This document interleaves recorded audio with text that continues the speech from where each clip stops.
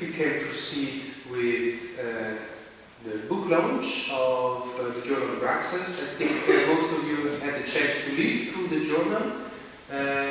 So it's a fantastic journal. It's now at number 4. It's reached number 4. So Christina Oakley Harrington is going to say something about it, please.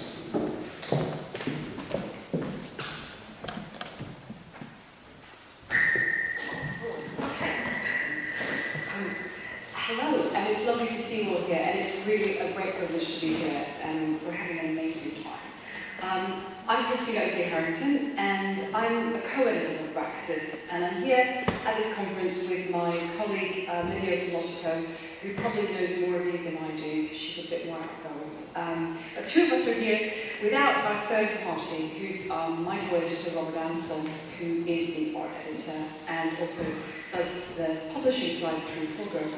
And he's with us here in spirit. I brought with me, I'm going to talk for about 5 minutes, I brought 3 things. Partly because I'm pagan and we build altars wherever we go. But on that is, I've got a goblet of wine and a rose and an apple. Partly for the wine women and song, which is always good. Also for 3 things that are about, I think what this conference is about, and also what Abraxas is about, although they seem slightly unusual for that. The social, the symbolic, and the sensuous. I know that for a journal, one doesn't really think of social things, or perhaps a bit of symbolism, probably not much social things. And I didn't either, until one day.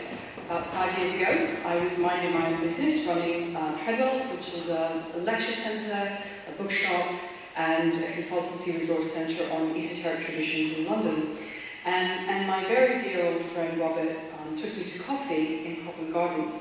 Many, many bad things happen at the beginning. Somebody takes you out for coffee, but this was a good one. And he said to me, we should do a journal.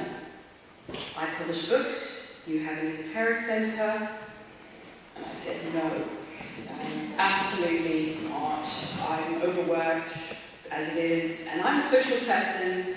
I left academia, I was a medical historian for 15 years, and I loved academia, I loved leaving, and I love being a social being now. And he said, think about it. And I thought about it. What about Asifar and the Surrealists? Had my mind crossed to this shield. I thought of Otto's Bear. He's probably sitting in a very similar coffee shop with his friend Clifford Bax in 1919 or so, plotting the Golden Hind. I surrendered. And here we are at issue 4, with a special issue and another one in the pipeline. And what won me over was something that I'd never thought about, that these journals, immensely creative and influential journals, came out of a social necessity. They came out of friends who wanted to say things to one another, and to share their work with one another, and to reach out to like-minded people who they hadn't met. In their journals, and as we tried to do in ours, we put together people of very different temperaments. In a normal journal of Abraxas, you will find a poem adjacent to a contemporary esoteric work of art, next to something perhaps from the Renaissance, followed by a scholarly article. It's not schizophrenic. We may be schizophrenic, but that's a separate issue. It's deliberate. It's in the spirit of a good party, where you put people of similar interests, but very different personalities next to one another, and you see what happens. Very interesting things are happening, and it's an opportunity for lateral communication, and different parts of the brain and the psyche to be activated in close proximity to one another. So like a good party, Abraxas is first amongst 3 things, a social creation. This has a long, respectable philosophical tradition, if you want to go that way. Merleau-Ponty talked about a different kind of model for knowledge than a Cartesian model. In Merleau-Ponty, he reaches back and insists that we think about language and relationship as a source for knowledge. In contradistinction to the Cartesian model, of logos and mind, which I think of as very solitary. Knowledge comes out of me thinking alone in a dark room, 2 million years in the library. But from Merleau-Ponty, he says, think about relationship, the knowledge that comes from relationship. We're going to have a lovely evening tonight at the party, and at Abraxas on page we do that. If you're interested in Merleau-Ponty's idea as it appeals to pantheists, I point you to David Abram in The Spell of the Centuries. We're also an esoteric journal, unabashedly and unashamedly an esoteric journal. And we do this in 3 ways. Firstly, we aim to rehabilitate and publicise the fact that esoteric practitioners have always been at the middle of the party that is high culture. We all love Harry Potter. Some of us watch Buffy the Vampire Slayer. It's well known as a very strong strand in pop culture. It is not well known as a very strong strand in high culture. I had an amazing paper this afternoon on Diego Rivera, one this morning on Kandinsky and Pierre Mondrian. People who know those work very well saying, oh my word, this is being decoded for me. This is not the tradition of scholarship of the mid-20th century. And here at Abraxas, straddling the academic and non-academic worlds, we're saying to the people, my dad, geologist, mumbo jumbo, but I gave my dad a copy of Abraxas. Oh, these are quite sensible people, really. Yes, Daddy, yes. He shows Abraxas to his friends, it's a good thing. It's also an esoteric journal to say that we engage with these traditions.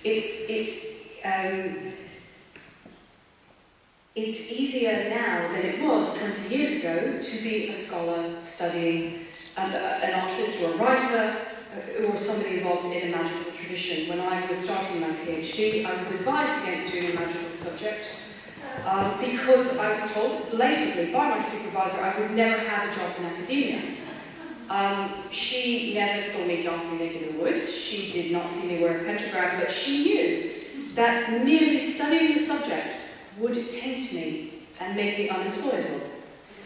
So if in fact scholars had glossed over Kandinsky's occultism or Rivera's occultism, it may be partly to protect the sanctity of the reputation of these great men, maybe also to protect the sanctity of the scholar's reputation. I'd like to suggest it for a third reason, which Abraxas is partly about shifting, and all of you are too, which is that if you're a scholar, say Kandinsky, and you don't know about theosophy, but you do know a bit about the New York scene, it's rather easier to write an article or a book about Kandinsky in the context of all his friends, and his lines and colours, than it is to spend what I imagine would be 5 years studying Madame Blavatsky's texts, Madame Blavatsky's theology, the cosmology, the language, the vocabulary, the grammar, the tables of correspondences. I sympathise with some of those decisions. But what we have at Abraxas is a network of people who say to scholars, if you're looking at alchemical symbolism and you're bewildered, come talk to us because a very articulate alchemist will talk you through that symbolism, who's not a scholar but does know that language inside and out. If you come across paintings that have the funny numbers across the bottom, we're likely to be the ones saying, those are tarot card images that that painter is working with. So we're always here to be a resource. We may not know that particular language and its catalyst or alchemical, but we'll know somebody who does. And some of those people, in fact, gathering about today, may be some of you. So talk to me.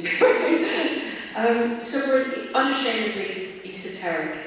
And for that, we always engage with symbols, and we're unembarrassed about that. The last way in which we are an esoteric journal is that we're making a thing. It's 178 pages. It's got multicolour, 3 types of paper, 7 types of printing, 8 genres of writing, and about 100 styles of art. And we put it together. And for us, it's a talismanic act. Like many pagans, we eschew the division between mind and body.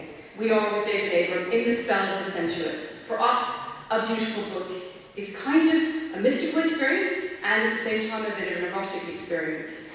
I'll draw a veil over the rest. But we edit the words with care. I mean, Abraxas, some of you contributed Abraxas, you know that it's very, very carefully edited, perhaps exceptionally. My co-editor designs every single page with a sensitivity to the content. I have been told third-hand that the margins align with the golden mean. So there are things encoded in its very design, which you may never know, but are important to us because we love and we care about what we're doing. My co-editor, Robert, also stands over the presses as the issues come off of the press with proper originals, perfect copies of the shades and the tonalities of the colours in the art. And if it's not right, it goes through the presses again. So it is a magical act because we're creating for us something that we care about profoundly. It's a talisman that is a gift from us to the reader, is a gift from us to the contributor as an act of respect and really honouring what you're doing because we care about what you do. And it's a gift from the present to the future. We make it in such a way that we hope someone will pick it up in 100 years in an attic and say, I must read this. And they may be another generation artist or scholar or magical practitioner. It's a gift from us to you as the contributors. Some of you here tonight, Pasi, Christina Oakley, Sarah Turner, Lisa Hanstein, and Pasi, and some future contributors, some of you maybe I haven't met yet, come talk to me, Victoria Fiorentina and Tessa Bodman. We've done our best for you, and we do our best for you, and I would like to see you. Please join me. Thank you.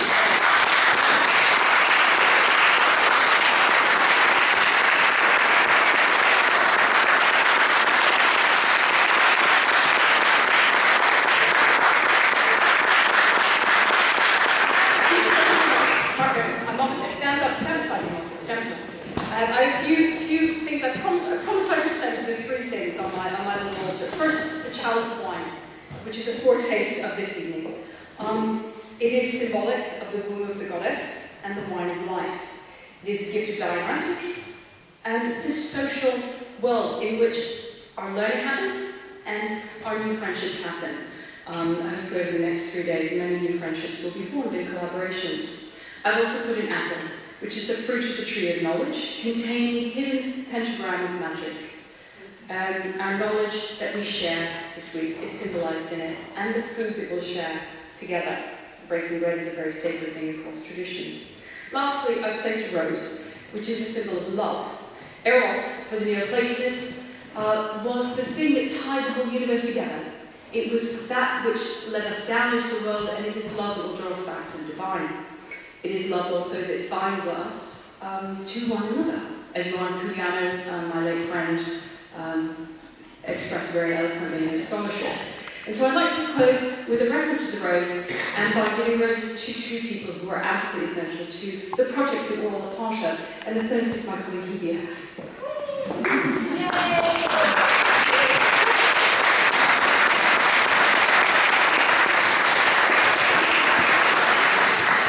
wouldn't happen without her. Robert and I would still be listening to public events. We wouldn't quite be in a coffee shop, but she's making it happen, and she's making it happen twice a year, and we're very, very privileged.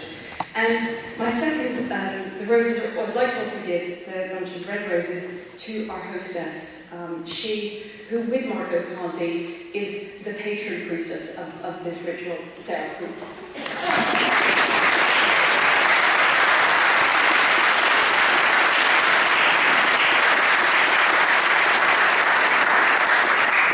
Let us honor Dionysus and Eros with the wine party. Thank you.